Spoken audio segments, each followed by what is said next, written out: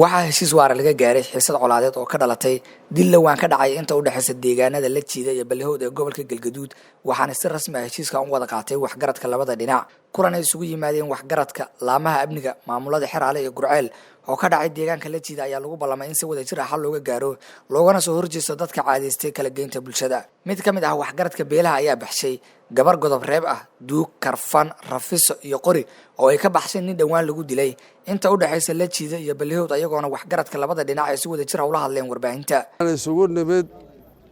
oo laba qabiil iyo dawladduba isugu yimaadeen dhacdo meesha ka dhacday nin dhintay ninkaas dhintay Cabdullaahi Cali Nuur la yiraahdo niman dhalinyaraha alla ku sababay labadii qabiil ay isaga timid dawladdiyaa timid xalaal loo yimid waa lagu daawoobay waana lagu kala xal qaatay waana lagu kala daawoobay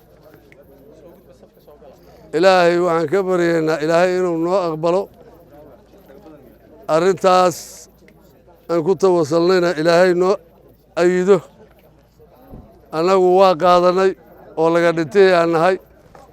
walaalaha ehelka ahuna waana daweeyeen si xarraga lahay noo daweeyeen noogu gool dhigeen waa qaadanay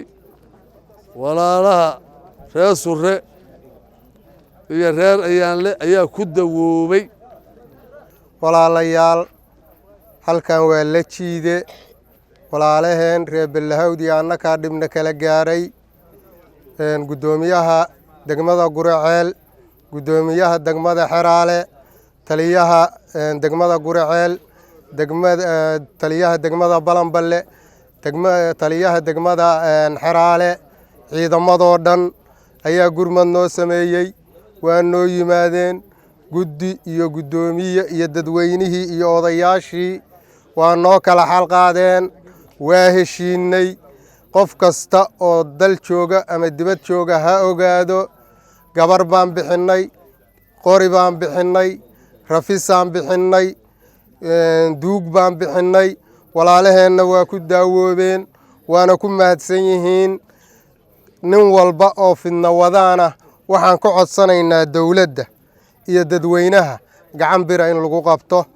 xildhibaan Daadir Dhakow oo ka mid ah baarlamaanka Galmudug ayaa laamaha amniga ku adkeeyay wax ka qabashada dadka horinaya colaadda aad baan maaragtaa u bogaadinaynaa ru'aantii wax fiican weeye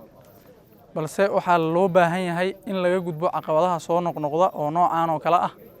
maalin walba waxa in qof la dilo oo mag la bixiyo kuma jiri karno waxaa la rabaa nolosha dhabta ah inaan u gudubno oo ah inaan muujino dawladnimo labada qabiil hadday midoobaan oo ay gacan siiyaan gudoomiyaasha oo ay gacan siiyaan saraakiisha iyo ciidanka waxay noqon karaan dawladna qabiil ayaa noqdo sideedaba dawlad cirka kaagama soo dhacayso tusaale waxaa kugu filan Somaliland iyo Puntland qabaa'ilada ku nool ayaa waxay ku heshiiyeen inay dawlad noqdaan oo nabad ku noolaadaan ciidankooda iyo maamulkoodana ku taageeray in dambiilahana la qabto oo la maxkamadeeyo amnina ay helaan anaga waxaan laga rabaa qofka wax dilaya inaan garab loo noqon oo aan mag laga bixin oo aan qarash lagu beelin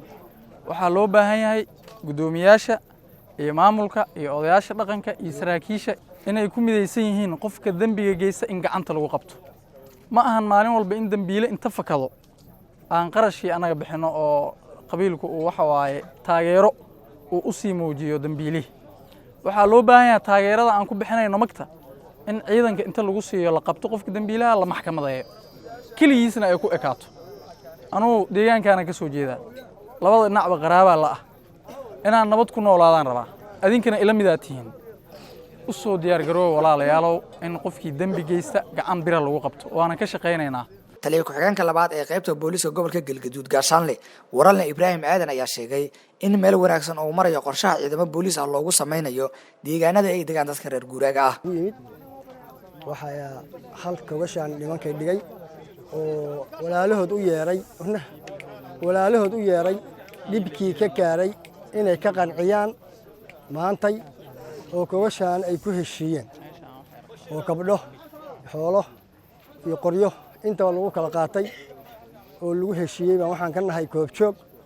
waxaan leenahay meesha la yiraahdo Balahawd iyo la jiide waa laba tuulo isku muuqata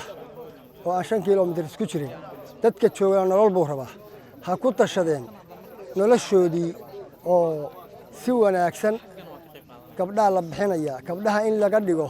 gabdhihii iska guursaday ma ahan gabdhuhu waxaa loo bixiyaa waa kodobtir waxaa la yidhaahdaa in ninkii gabadhaa guursaday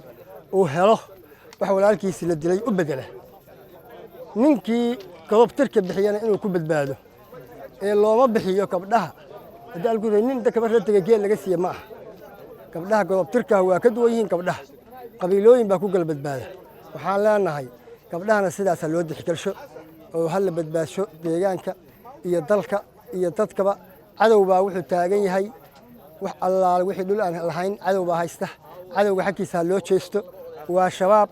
haddii aan gadaal iskugu soo laaban ragkiina horena jiidda uu ku jirana waa dhibaato waxaan rabnaa sidaan hore ugu sheegnayba dowladda galmudug madaxweynaha taliyaha ciidanka hadda ka hor aan sheegnay in halkan laga dhigayo boolis ballahawd inay u soo diyaargareeyaan taliyihii guudna maanteeda wuu nala qaatay inuu madaxweynaha wada tagno oo ciidankii noo soo habeeyo haddii alla idno maadaama aan shabaabka ka soo jeesanno sidaasaan ku ballannay gudoomiyaha degmada Gurceel Faarax Cabdi Macalin iyo gudoomiyaha Xiraale Bashiir Daahir Yuusuf ayaa baaq u diray dadka xoolo dhaqatada ah ee ku wada nool deegaanada miyiga ah waxa ayna sheegeen in door weyn ururka al-shabaab ay ku leeyihiin isku dirka beelaha warka muhiimadiisii mas'uuliyiinta ayaa sheegtay waxaan rabaa aniga inaan ku soo gaabiyo waxaa galabtay ama maanta shirka halkan ka dhacay heshiis runtii aad u qurux badan laga gaaray dhacdadii u dambeysay oo ahayd dil ka dhacay deegaanka la jiida iyo balowd inta u dhaxaysa arrintaas si wanaagsan looga heshiiyay qabiiladii waa iska afgarteen si qurux badanna waa u kala xal qaateen bacdama shilkaas laga heshiiyey waxaan rabaa ka maamul ahaan maamulada degmooyinka Xiraale iyo Gurceel annagoo iskaashanayna oo kaabayna maamulka Xiraale hadday tahay talis amni ama ciidamada booliiska ee degmooyinka iyo taliska guud ee booliiska iyo nabad sugidda iyo dhammaan ciidamada ka shaqeeya ammaanka inaan iska kaashano qorshana u sameeyno sidii lagu sugi lahaa amniga deegaankan annagoo la kaashanayna madaxda sare ee Galmudug waxaan isla garanay ka maamul ahaan wax shilkan waa dhacay kan ka daba tago ahay xalkiisina waa la gaaray laakiin sida aan rajeynayno ilaahay idinkiis inaysan soo laabanin fal dambe ee nuucaan oo kale ah shil dhacay 2 wiig ka hor oo nin ku dhintay ayaa la isaga yimid maamuladii iyo ciidamadii iyo odayaashii labada dhinac heshiis wanaagsan baa ka dhacay isafgarashaa ka dhacday caaway wixii la kala qaatay odayaashaa sheegay anigu hadda wax uun lagu kala qancay oo gabdhaa laysi siiyeyoo geel baa laysi siiyeyoo waxbaa laysi siiyey waxaa keliya oo xusud mudan haddii la heshiiyey waxaa lagu heshiiyey daraadna lagu heshiiyey soona laabtay inaan iska qabanno waa wada hadalnay go'aankaasi waa socdaa amniga maamulada odayaasha waxaan wada qaadannay oo wakhti dhow u qabsannay si wada jira wax allaale wixii dila dadka ama fidnaynaya gacan wada jira inaan ku dhufanno Axmed Faarax Maxamed warbaahinta SMS